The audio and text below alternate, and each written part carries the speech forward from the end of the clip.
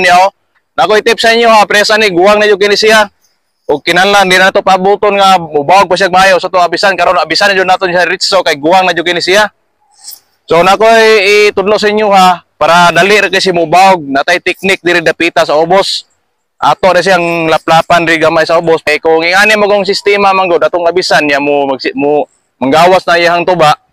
Ang katong yan tuba musulod tur di sa sulod. Amo ni hinungdan nga malata dire. Malata ang nasa sulod. Di na nimo na siya mapuslan. Nakoy teknik importante kini, tanawan ninyo.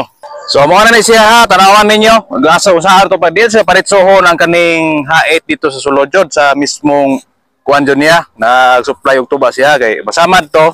Okay ra po masamad pero muhinay lagi tuba lagi. So mo na iyang final jud oh. O di ba wa jud siya nasamad. Hinay-hinay lang jud nimo.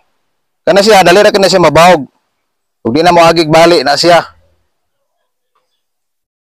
Ingani ang diskarte kung guwang na jud kay siya o gusto na to abisan.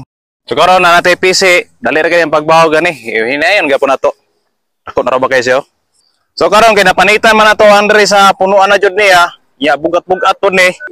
Alalay ni siya nga PC pasaka. Kay sayga na gani nga gipanitan na natong ubos para dali kay siya mubawog. Natay alalay nga PC ana. Yan ikaw logo no, kinan na siya, alalay na siya sa pagburitso siya. Luwagan pa dyan ito gamay, no? Ana, okay na ni. Okay. Di kaya ito hugdon, kaya di na buksin mo down. Tumatama lang. Nga ingani. O, estimate na nato ni. Mga ingani lang iyahang i-down. Ito na siya nabisan. Perte na dyan yung guwang nga. Ilhangay mo siya guwang na kayo siya, oh. Guwang na dyan kayo siya. Pero kaya pa nato na ipatubaon.